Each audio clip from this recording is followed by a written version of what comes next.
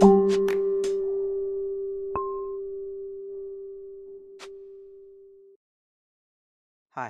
and welcome to Lesson 1.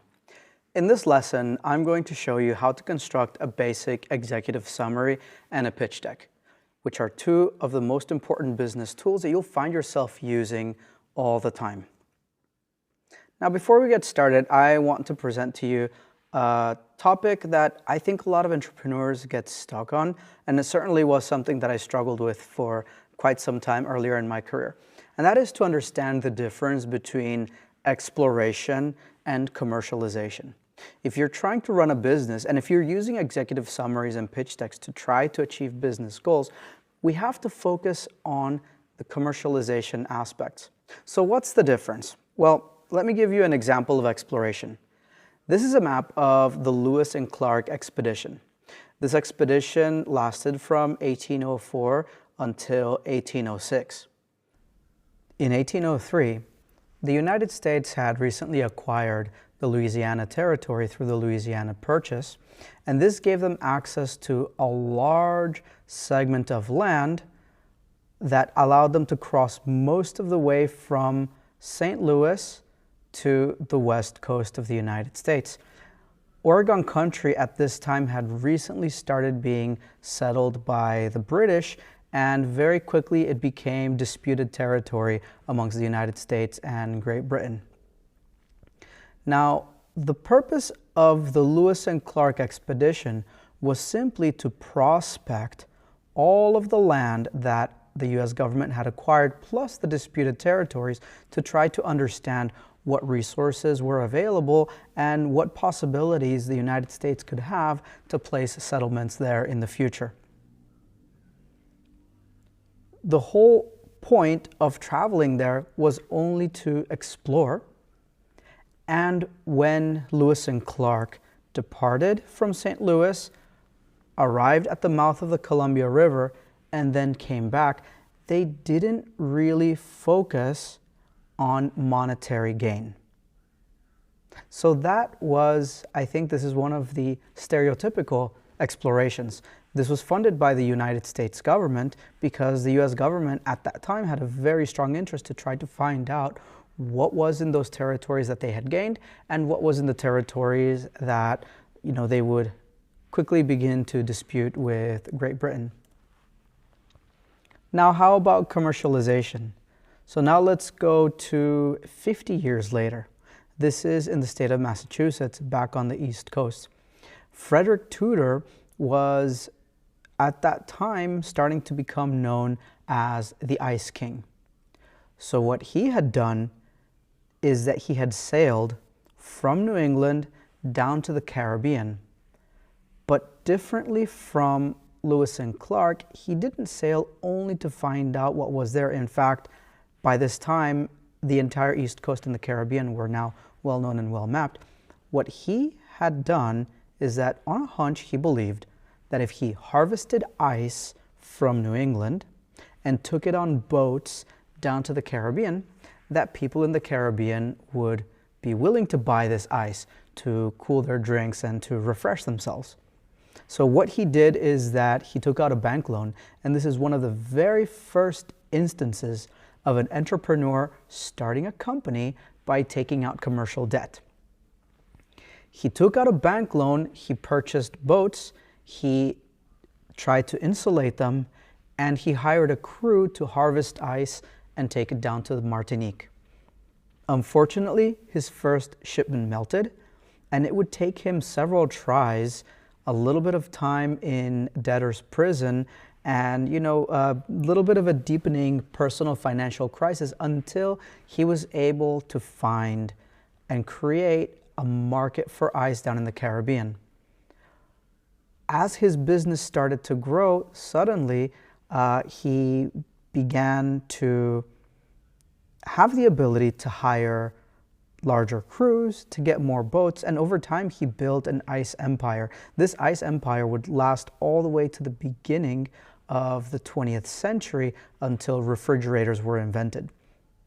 At the height of Frederick Tudor's success, he was shipping ice as far out as England as far out as India. He essentially had a worldwide distribution of ice, and it was very profitable. And here we can see in this image basically how he did it. He had the workers harvesting ice. You can see that in the foreground of the image. And then that ice would be loaded onto rail cars. And these rail cars would take them out to port to be loaded on ships. And then from there, the ships would take them to the receiving ports where they would be stored in ice houses. And he had an entire distribution network going into people's homes and businesses for this ice trade. So that's the big difference between commercialization and exploration. For exploration, Lewis and Clark only wanted to go and see what it was that they could find, and they did so with funding from the United States government. Whereas Frederick Tudor, he had an idea for a way to make money. He had ships, but he had valuable cargo that he was trying to sell at a profit. So as you are trying to develop your startup, try to think about this analogy, because it's not the same when you present an executive or a summary to a potential business partner or an investor. It's not the same to tell them that you have an idea that you want to explore compared to telling them that you have a hypothesis that you are testing for commercial gain. So now let's talk more about executive summaries and pitch decks. What are they for? It's not just to gain investment, and it's not just to win competitions, even though these are the two most common situations where we talk about pitch decks and executive summaries. There's more to it than that, and in fact, the most important element, the most important audience for an executive summary and a pitch deck is your own team. Team building and team cohesion are critical for the success of a startup. In fact, most startups fail not because of a lack of money, not because of competition in the market. The large majority of companies that fail because of internal team conflict. We'll talk about this topic a little bit more in future lessons. For now, keep in mind that we want you to craft these documents so that you and your team can get on the same page about what it is that you are trying to achieve. Now, of course, once you put a team together and you have a hypothesis that you want to test, you will have to get investment, but investment from, let's say, angels or accelerators is not your only option. There are many more opportunities that you are going to have to get a robust financing strategy for your company.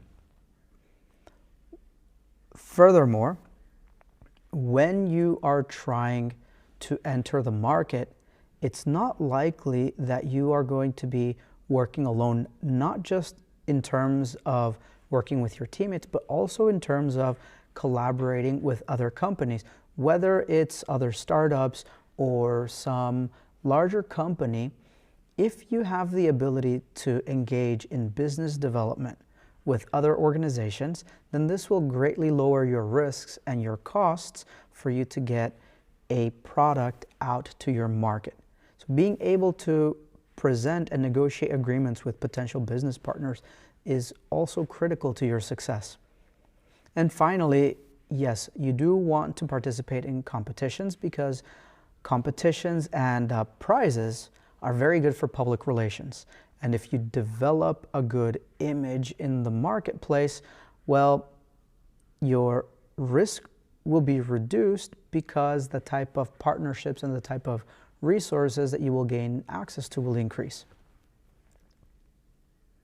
So all of these are going to be different situations where you are going to rely on effective pitch decks and executive summaries.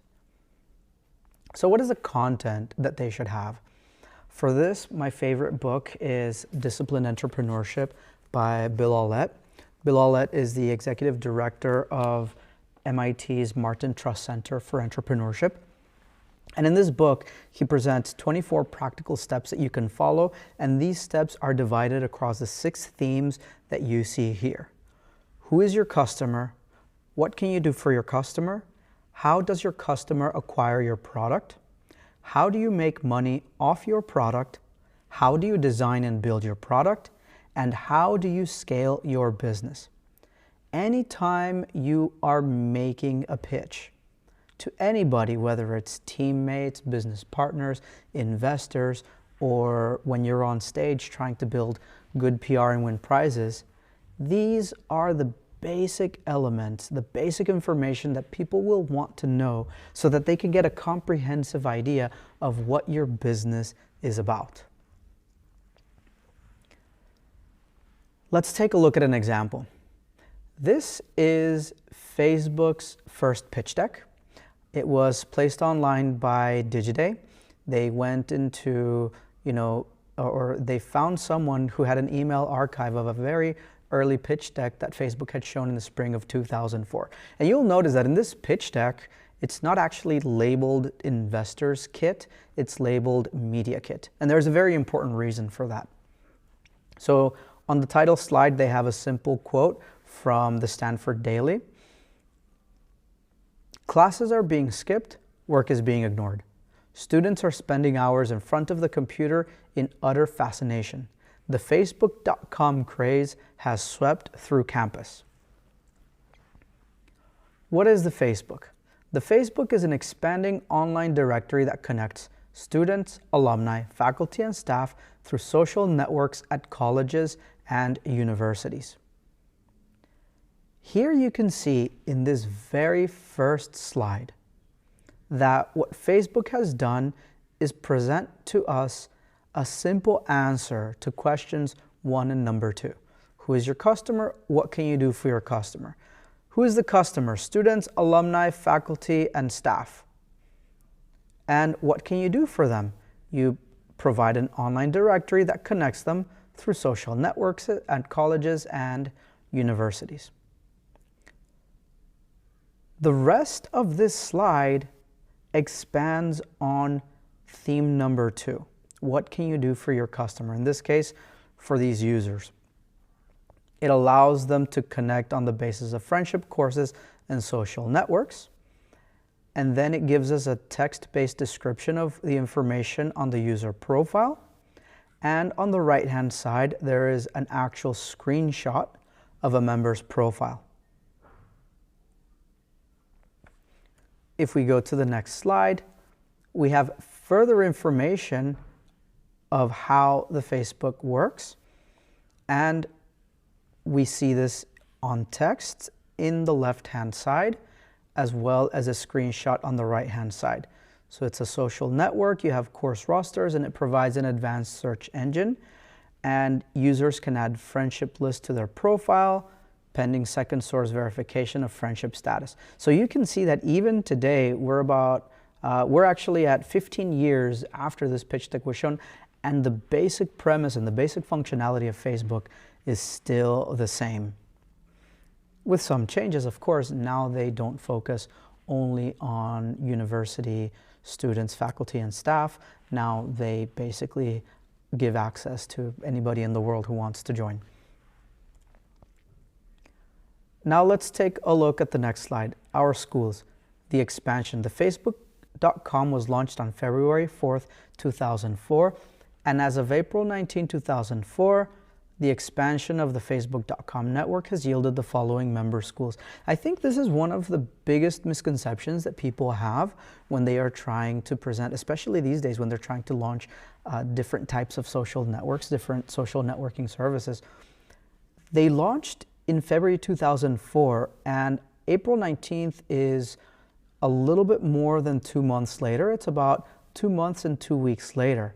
And by that time, they had already launched and they already had users in all of these schools. We can see the school and the launch day when people from that school could access. And a very brief mention of the expansion plan. By September 1st, 2004, the Facebook.com network will have more than 200 member schools. What they are basically giving us here is basic elements of their market expansion strategy, which is the answer to question number 3. How does your customer acquire your product? If there are people from these schools that want to access now, all they have to do is use their school email address and they can access. And over the next few months, from April to September, it's about 5 months. Over the next 5 months, we will be adding 200 new member schools.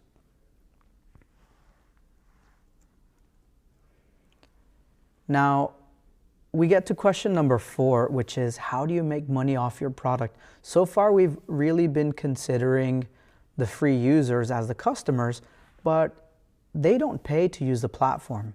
So let's find out what their ideas were at this early stage about making money. There are 15 million college students in the United States with an estimated purchasing power that exceeds $85 billion. And then they say that these are distributed 21 billion on restaurants, 9 billion on automobiles, 5 billion on clothes, 4 billion on phones, 46 billion on other amenities. So these users have a very high purchasing power. User-based demographics. Currently, Facebook has 70,000 total users, and here we are told where they are in terms of schools, between Ivy League schools and other schools, what type of profile they have, are they students, alumni, faculty, and staff, and then basic distribution of gender and age. So as we start getting into question number 4 of how you're going to make money, they are still giving us some more information on the traction that they have gotten so far. So 2 months later, they already had 70,000 users. And some basic site statistics: daily unique users, monthly unique users, daily traffic and page views, and monthly traffic and page views, and the user growth rate, a basic description of that. So on this slide, we still have some elements from theme number 3 and from theme number 4. So now let's find out how they expect to make money. Advertisement. Facebook allows your company to reach college students, alumni, faculty, and staff at the library, their work, home, or dorm rooms. Facebook offers targeted advertisement. This targeting can be done according to all of the details in the user's profiles. And rates. They vary based on scope, duration, targeting, with different available sizes. Link rates vary based on targeting. Please contact us for further information and a rate card. So there you go. That's the pitch. And this is why this pitch deck is not for investors and it says Media Kit. Instead, this is a pitch to advertisers. This is a pitch to customers, the paying customers from which the company expects to derive revenue.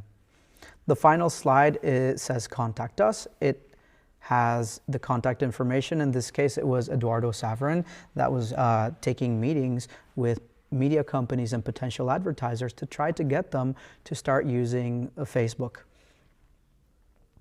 So I think that, first of all, the basic lesson here is those themes of entrepreneurship, although they are not presented one slide at a time, they are definitely included. We saw those first 4 themes: who is your customer, what can you do for your customer, how does your customer acquire your product, and how do you make money off of your product. Those are definitely included in here for a 2-sided market. You've got the free users, who are all of the university users, and the paying users, who are the advertisers that want to reach the free users. And I want to point out that I see this mistake a lot with a lot of companies. A lot of companies believe that first you develop an idea, then you get an investment, then you develop a product, and then you use the investor's money to grow. That's not the way it works for companies and with entrepreneurs who are, habitually successful. What Facebook did is that first they built a platform, they got the users, they got revenue from advertisers. Year 1, they had about $400,000 of revenue. And then once they have revenue and they've proven that there is a market that exists for this platform, then at that time, they went and got money from venture capitalists. So keep that in mind. And keep in mind how from the very beginning, there was a very strong and clear commercial intent. It wasn't just an exploration to try to get as many users as you can and then later figure out what it is that you can do with all of these free users. From the very beginning, they were starting to derive their revenue and definitely their profit from advertising. Now that pitch deck was a pitch deck, an example of a pitch deck for sales. It was a sales pitch. But many times, although that wasn't included in there, you're also going to have to include the team. Who is the team and what are they working on? Here we have a basic team composition, the hipster, hacker, and hustler. This was an idea that was first presented by Rei Inamoto a little bit more than 10 years ago, where he said the minimum viable team for a startup is a hipster, a hacker, and a hustler. The hipster is the person who can gain empathy with their users and communicate with the users. And communication goes both ways. You derive insight from the users, you communicate to the team develops a product, and then you are able to package that product and communicate it in a way that it's appealing to the user. The hacker, that's the engineer. That's the person that will actually build all of the elements and will put them together to form a complete product. And the hustler, that's the person that runs around doing everything else from sales to recruiting to getting investment and making sure that you have market access and enough resources to achieve your goals.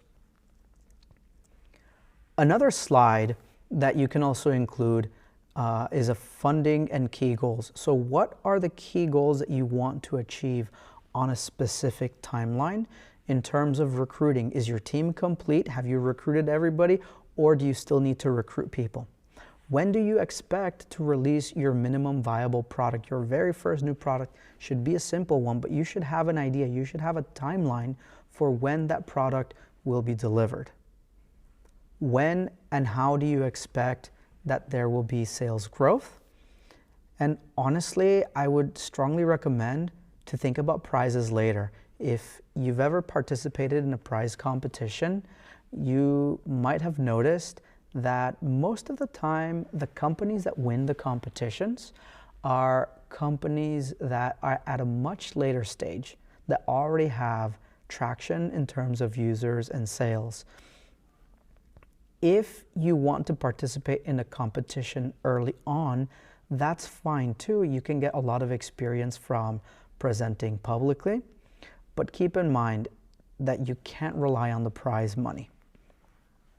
Now, those are the different goals that you want to achieve, but achieving all of these goals is going to cost you money. So how have you funded so far, and how do you need to fund your company? Most entrepreneurs get started with loans, whether it's bank loans, personal loans, or credit cards. And even before you release your new product, if your product idea is great, you can do pre-sales and you can get early revenue that can prove it's worth developing the product and delivering it into the market. For consumer goods, that's the whole premise behind Kickstarter and crowdfunding. You can do sales before the product is complete, and that will provide you the funds and the market validation to then go on with all of the tasks that you need to introduce the product into the market. At a later time, you can also achieve seed investment, and seed investment normally will let you continue to iterate on your product and to find the right kind of product market fit. After you hit sales growth, you will have larger revenue coming in, and once that revenue growth is proven, then you can go on to a Series A investment. So all of the items that we have here on the timeline, they don't necessarily have to happen in this order. It depends on what kind of product you are trying to release and what type of market you are going into. Suppose that you're in biotech. If you're in biotech, you're probably going to raise a Series A investment years before your product hits the market, because the time scales and the amount of money that's needed is much higher, so you need to validate your business opportunity in other ways. On the other hand, if you are developing consumer goods, sometimes you might not even need money from VCs. I've met a lot of companies that raised money and after the fact ended up realizing that they never needed it in the first place. And they just ended up selling a big piece of their company because they assumed they needed investors, even though they didn't.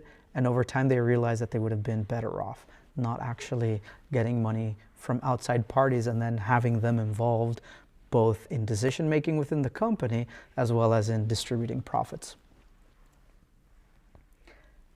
Make sure that anytime you have a pitch deck, that you always finish with an ask. What is it that you want from somebody? Are you recruiting a team, or are you making a case to your team of something that you should try? Are you trying to get financing, whether it's investors or banks or other sources of funds? Are you trying to build business partnerships? Business partnerships should not just be about collaboration in the abstract. Business partnerships are commercial partnerships. And if you're trying to talk to a company about working together on something, you should pitch to them, what does this mean in terms of money? When we collaborate, are you going to pay me as part of this collaboration? Am I going to pay you as this part of collaboration? Or are we both going to find a way to reach the market and share profits together? Make sure you develop a clear idea. And this is another issue that we will see in a later part of the course. How do you try to build partnerships with other companies, especially if those companies are larger or if you're trying to work with the government? And finally, of course, here on the bottom left side, be clear with your customers. That pitch deck from Facebook was very, very clear. You're an advertiser. I want you to consider advertising on my platform. If you're interested, get in touch with me. I'll send you a rate card. When you're talking to customers, be clear and be direct about what it is that you are offering to them and how it is that they can acquire it. And if you don't have pricing information that is public, how they can get information on those prices. So once you have an idea of what it is that you want to achieve by collaborating with different people in and around your startup ecosystem, then you can essentially draft the same document, only changing that ask. So as an executive summary is going to be a one-page document, and we want to include those basic elements, the 6 themes of entrepreneurship in whatever format makes sense for you in terms of narrative and storytelling, your basic team composition, your timeline in terms of funding and key goals that you want to achieve, and your ask. The pitch deck is a 10-slide presentation, and you're going to have the same elements. Slide number 1 is your cover slide. Slides 2 through 7 cover the information from the 6 themes of entrepreneurship. That is literally the same thing that Facebook did. They focus mostly on questions 1 through 4, but themes 5 and 6, how do you design and build your product and how do you scale, were also strongly implied in a lot of the information that they had. And slide number 8 can be your basic team composition.